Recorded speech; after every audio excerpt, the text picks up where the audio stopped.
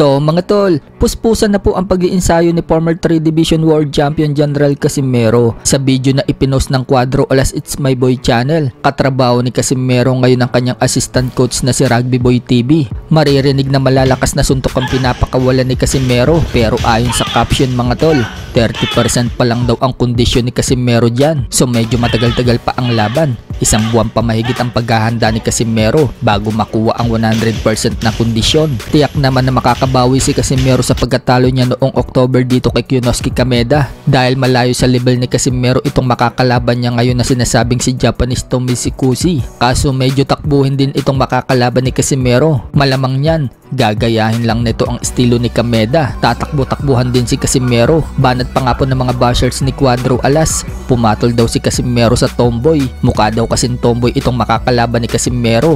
At Tom daw ang pangalan nito. Dinagdagan nila ng boy, kaya naging tomboy. Baka nga daw matalo pa si Casimero sa magbubuti. Pagtatanggol naman ng mga solid fans ni Cuadro Alas, pumusta na lang daw sila sa kalaban, hindi yung marami pang satsat. Samantala, alam na nga po ng karamihan mga tol na tinalo na po ni Kyonosuke Kameda itong makakalaban ni Casimero na si Tom. Napanood nga po natin na dinikdik na pala ni Kameda itong si Tom noong mag-face off sila dati. Si Koki Kameda nga po nag-promote ng laban na yan dati. At maging si Koki Kameda, umawat din noong magpang-abot yung dalawang boksingero. Kung si Kyonosuke Kameda na tumalo kay Casimero, 5'9" ang taas. Medyo mababa naman itong makakalaban ni Casimero mga tol na si Tomishikushi. May height po kasi itong 5'6".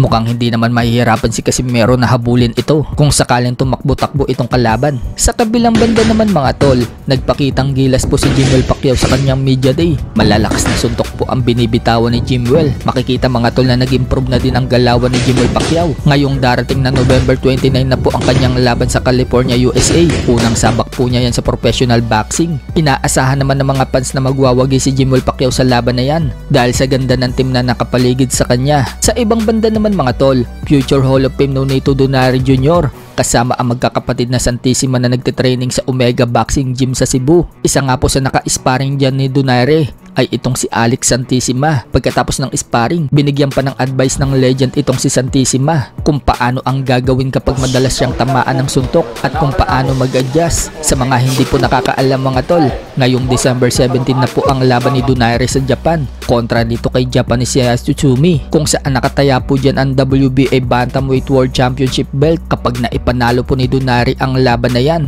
magiging 3 na po ang World Champion ng Pinas. 2 po kasi ang World Champion natin dito sa Pinas, si Melvin Jerusalem at Pedro Taduran. Sa mga nagtatanong naman kung anong belt ang nasungkit ni Donaire sa nagdaang laban niya, interim WBA Bantamweight belt pa lang yon. Sa laban pa lang niya ngayong December nakataya ang World Championship belt. Sa iba pang balita mga tol, nagpakita naman po ng bilis ng footwork at bilis ng suntok ang kapatid ni Naoya Inoue na si former World Champion Takuma Inoue. Ngayong darating na November 24 na po ang kanyang laban kontra sa pinaiyak dati ni Mayweather sa exhibition na si Tenzin Nasukawa. Nakataya po sa laban na yan ang bakanteng WBC Bantamweight World Championship belt. Yan po yung belt na ibinakante ni Junto Nakatani. Umakyat na po kasi sa Super Bantamweight Division si Nakatani.